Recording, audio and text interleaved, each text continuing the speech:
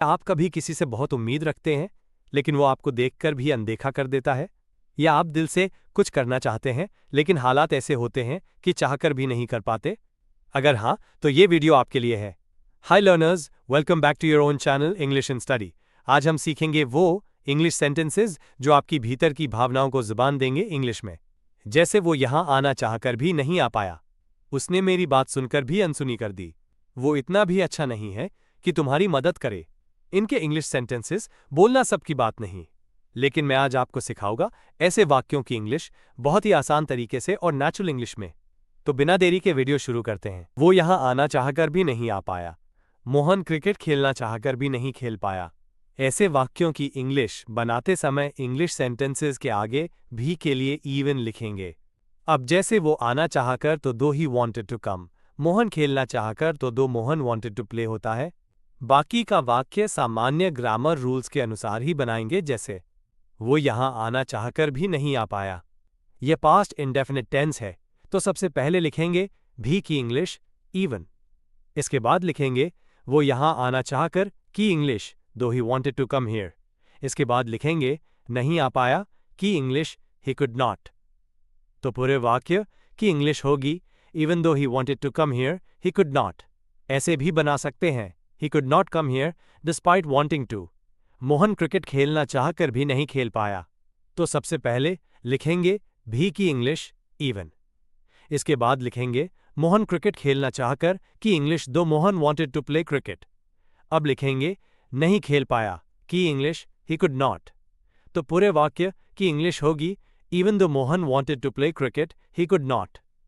ऐसे भी बना सकते हैं Mohan could not play cricket despite wanting to. एक और वाक्य को इंग्लिश में बनाएंगे, जैसे पूनम कपड़े खरीदना चाहकर भी नहीं खरीद पाई। तो इसकी इंग्लिश होगी even though Poonam wanted to buy clothes she could not. ऐसे भी बना सकते हैं Poonam could not buy clothes despite wanting to. अब देखते हैं नेक्स्ट। उसने मुझे देखकर भी अनदेखा कर दिया। मोहन पूनम को देखकर भी अनदेखा करता है। इन सब वाक्य में अनदेखा करना वाक्य आया है, इसके लिए इंग्लिश में इग्नोर वर्ब का यूज होता है, और देखकर भी की इंग्लिश इवन आफ्टर सीइंग होता है। अब देखते हैं वाक्यों की इंग्लिश, जैसे उसने मुझे देखकर भी अनदेखा कर दिया। यह पास्ट इंडेफिनिट टेंस है, तो सबसे पहले लिखेंगे उसने की इंग्लिश ही। इसके बाद लिखेंगे अनदेखा कर दिया की इंग्लिश इग्नोर्ड। इसके बाद लिखेंगे मुझे की इंग्लिश मी। इसके बाद लिखेंगे देखकर भी की इंग्लिश इवन आफ्टर सीइंग। तो पूरे वाक्य की इंग्लिश होगी ही ignored me even after seeing मी। मोहन पूनम को देखकर भी अनदेखा करता है। ये प्रेजेंट इनडेफिनिट टेंस है, तो सबसे पहले लिखेंगे मोहन की इंग्लिश मोहन। इसके बाद लिखेंगे अनदेखा करना की इंग्लिश इग्नोर्स, क्योंकि सब्जेक्ट थर्ड पर्सन सिंगुलर है। इसके बाद लिखेंगे पूनम की इंग्लिश पूनम। इसके बाद लिखेंगे देखकर भी की इंग्लिश इवन आफ्टर सीइंग। तो पूरे वाक्य की इंग्लिश होगी Mohan ignores Poonam even after seeing हर। एक और वाक्य को इंग्लिश में बनाएंगे, जैसे वो उसे देखकर भी अनदेखा कर रहा है। ये प्रेजेंट कंटिन्यूअस टेंस है, तो इसकी इंग्लिश होगी he is ignoring her even after seeing हर। अब देखते हैं नेक्स्ट। उसने मेरी बात सुनकर भी अनसुनी कर दी। वो पूनम की बात सुनकर भी अनसुनी करता है। इन सब वाक्य अनसुनी करना वाक्यांश आया है, इसके लिए इंग्लिश में इग्नोर वर्ब का यूज होता है। और मेरी बात सुनकर भी, तो even after listening to me. उसकी बात सुनकर भी, तो even after listening to her होता है। अब देखते हैं वाक्यों की इंग्लिश, जैसे उसने मेरी बात सुनकर भी अनसुनी कर दी। यह पास्ट इंडेफिनिट टेंस है, तो सबसे पहले लिखेंगे उसने की इंग्लिश शी। इसके बाद लिखेंगे अनसुनी करना की इंग्लिश इग्नोर्ड। इसके बाद लिखेंगे मी। अब लिखेंगे मेरी बात सुनकर भी की English even after listening to me. तो पूरे वाक्य की इंग्लिश होगी she ignored me even after listening to me. वो पूनम की बात सुनकर भी अनसुनी करता है। यह प्रेजेंट इंडेफिनिट टेंस है, तो सबसे पहले लिखेंगे वो की इंग्लिश ही अनसुनी करना की इंग्लिश इग्नोर्स। इसके बाद लिखेंगे पूनम।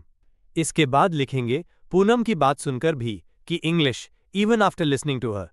तो पूरे वाक्य की इंग्लिश होगी ही ignores Poonam even after listening to her. एक और वाक्य को इंग्लिश में बनाएंगे, जैसे मोहन आज मेरी बात सुनकर भी अनसुनी कर रहा था। तो इसकी इंग्लिश होगी Mohan ignored me today even after listening to me. अब देखते हैं नेक्स्ट। वो कार खरीदना चाहता तो था पर नहीं खरीद पाया। वो दौड़ना चाहता तो है पर नहीं दौड़ पाता। इन सब वाक्य में तो शब्द आया है, इसके लिए इंग्लिश में टेंस अनुसार हेल्पिंग वर्ब का यूज होता है। अब देखते हैं वाक्यों की इंग्लिश। जैसे वो कार खरीदना चाहता तो था पर नहीं खरीद पाया। ये पास्ट इंडेफिनिट टेंस है, तो सबसे पहले लिखेंगे वो की इंग्लिश ही, इसके बाद लिखेंगे तो के लिए डिड। अब लिखेंगे खरीदना चाहता की इंग्लिश want to buy, इसके बाद लिखेंगे कार की इंग्लिश अ कार।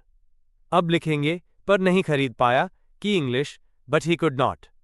तो पूरे वाक्य की इंग्लिश होगी he did want to buy a car but he could not। वह दौड़ना चाहता तो है पर नहीं दौड़ पाता।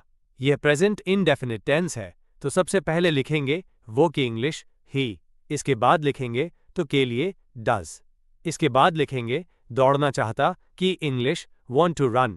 अब लिखेंगे पर नहीं दौड़ पाता की English but he can not. तो पूरे वाक्य की इंग्लिश होगी he does want to run but he can not. एक और वाक्य को इंग्लिश में बनाएंगे। जैसे पूनम नाचना चाहती तो थी पर नहीं नाच पाई। तो इसकी इंग्लिश होगी Poonam did want to dance but she could not। अब देखते हैं नेक्स्ट। वो इतना भी अच्छा नहीं है कि तुम्हारी मदद करे। पूनम इतनी भी सुंदर नहीं है कि तुम उससे शादी करो। इन सब वाक्य में इतना भी या इतनी भी वाक्यांश आया है, इसके लिए इंग्लिश में दैट का यूज होता है। जैसे वो इतना भी अच्छा नहीं है कि तुम्हारी मदद करे। ये प्रेजेंट सिंपल सेंटेंसेस है, तो सबसे पहले लिखेंगे वो की इंग्लिश ही, इसके बाद लिखेंगे है की इंग्लिश इज, इसके बाद लिखेंगे नहीं के लिए नॉट, इसके बाद लिखेंगे इतना भी अच्छा की English that good a person. अब लिखेंगे कि तुम्हारी मदद करे की इंग्लिश टू हेल्प यू। तो पूरे वाक्य की इंग्लिश होगी he is not that good a person to help you. Poonam इतनी भी सुंदर नहीं है कि तुम उससे शादी करो। तो सबसे पहले लिखेंगे पूनम इतनी भी सुंदर नहीं है की English Poonam is not that beautiful. अब लिखेंगे कि तुम उससे शादी करो की English for you to marry her. तो पूरे वाक्य की इंग्लिश होगी Poonam is not that beautiful for you to marry her. एक और वाक्य को इंग्लिश में बनाएंगे। जैसे वो इतना भी अच्छा नृतक नहीं था कि पुरस्कार जीत सके। ये पास्ट सिंपल टेंस है, तो इसकी इंग्लिश होगी he was not that good a dancer to win an award. इस प्रकार हम और भी कई ऐसे वाक्यों को इंग्लिश में बना सकते हैं। वो इतना भी पढ़ाकू नहीं है कि उसकी नौकरी लग सके। इसकी इंग्लिश कमेंट बॉक्स में बनाइए। देन और दान के वीडियो की लिंक इस वीडियो के डिस्क्रिप्शन बॉक्स में है। ये वीडियो खत्म होने के बाद देन और दान का वीडियो जरूर देखना। अब ये क्लास यहीं समाप्त होती है। यदि इस क्लास में आपको कोई कंफ्यूजन हो या मन में कोई क्वेश्चन हो तो कमेंट बॉक्स में कमेंट करिए। और please and please like, subscribe and share.